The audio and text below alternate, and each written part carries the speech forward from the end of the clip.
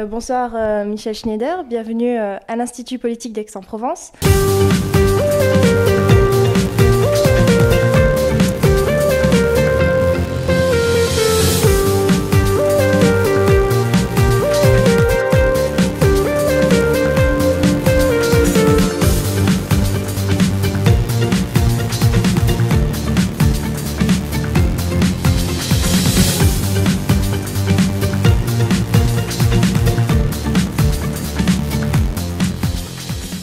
Vous êtes énarque, co-fonctionnaire, psychanalyste et aussi écrivain. Et c'est justement sur votre dernier livre, Le miroir des princes, narcissisme et politique, que vous intervenez ce soir à l'Institut.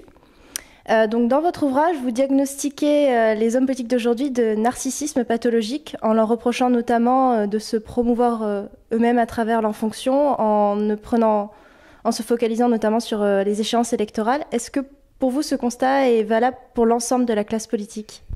D'abord, il est valable récemment parce que les hommes politiques ont toujours eu besoin d'une dose de narcissisme normal. Il y a un narcissisme normal qui consiste à s'aimer soi-même, mais le narcissisme pathologique, c'est autre chose. C'est pas s'aimer soi-même, c'est aimer son reflet à la place de soi-même.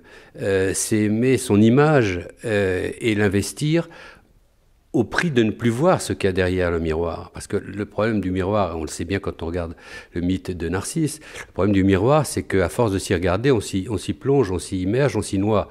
Et les hommes politiques aujourd'hui, la génération qui est aujourd'hui au pouvoir, de droite ou de gauche, a la tendance à ne plus regarder la France. Qu'aujourd'hui, les hommes politiques se regardent eux-mêmes dans les caméras, dans l'œil des journalistes, et ne voient plus ni la France ni les Français, auxquels pourtant la politique devrait s'adresser. C'est justement par rapport au titre de votre livre, Le miroir des princes, qui était donc des écrits rédigés par les clercs à destination des princes pour les éclairer, les édifier dans leur conduite selon la transcendance divine.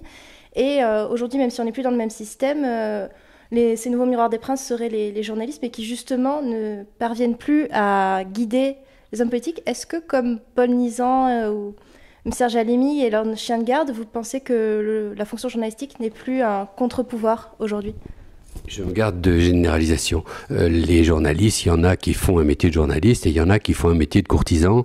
Et j'en m'en prends surtout aux communicants. C'est cette cour qui entoure les hommes politiques et qui leur représente la France, non pas comme une entité vivante à laquelle il faut répondre et traiter ses problèmes, mais comme une espèce de monde virtuel et qui incite les politiques non plus à se demander qu'est-ce que je dois faire pour répondre aux questions des Français, mais qu'en penseront les Français, et les mesures sont dictées au fond par l'écho anticipé bien sûr par les communicants de ces mesures. Autrement dit, on ne prend pas une mesure puis après on se dit bon, il faut la faire passer, la faire comprendre.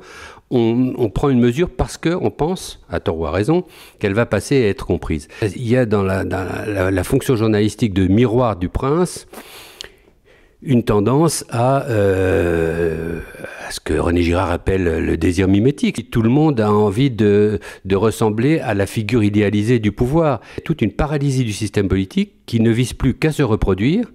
Et les hommes politiques ne se posent qu'une seule question aujourd'hui, durer. Voilà, durer, rester au pouvoir. La question que faire, qui est une bonne vieille question de la politique. Lénine, en 1917, écrivait que faire. Que faire, c'est ce que doivent se demander les politiques, normalement. Aujourd'hui, ils se demandent que dire, que faire croire, que faire dire par les journalistes qui sont leurs miroirs. Et alors, justement, pour vous, la solution doit venir d'où ? Est-ce que vous pensez que c'est aux hommes politiques de se reconsidérer et à changer leur attitude ? Ou est-ce qu'au contraire, vous préconisez la mise en place de nouveaux miroirs des princes avec un pouvoir plus contraignant et qui parviendrait à pousser la classe politique à reconsidérer son propre rôle ? Je dois dire que je suis assez désespéré et mélancolique quand je porte un regard sur ce triangle parce qu'il ne faut pas oublier le troisième pôle du triangle, qui est l'opinion. L'opinion, effectivement, on peut se demander parfois si elle n'a pas les dirigeants qu'elle mérite et qu'elle désire.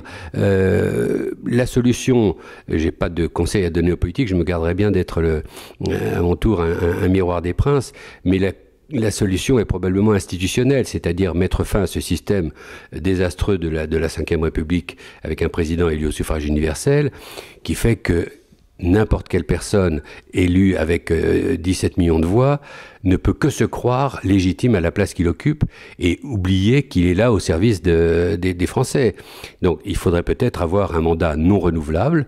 À ce moment-là, les hommes politiques ne se préoccuperaient pas de leur réélection et gouverneraient ou répondraient aux problèmes. Dernière question, plus justement sur le média, le virtuel, par rapport à la bipolitisation de la vie politique, la mise en scène des hommes politiques sur des réseaux sociaux. Est-ce que vous condamnez strictement l'usage de réseaux sociaux comme Twitter, Facebook par la classe politique, ou est-ce que vous pensez qu'il peut y en avoir un usage, mais modéré selon certaines règles ? Je pense que les réseaux sociaux sont en fait des réseaux de désocialisation qui créent une socialité virtuelle et que, s'agissant des hommes politiques, je ne vois pas Général de Gaulle faire l'appel du 18 juin en 140 signes. Dans le tweet, il y a quelque chose d'une confusion entre la sphère publique et la sphère privée qui est constitutive des réseaux sociaux. Et Hannah Arendt dit très clairement, le jour où la vie publique n'est plus distincte de la vie privée des dirigeants, c'est la fin de la démocratie. Merci beaucoup d'avoir répondu à notre entretien et bonne soirée.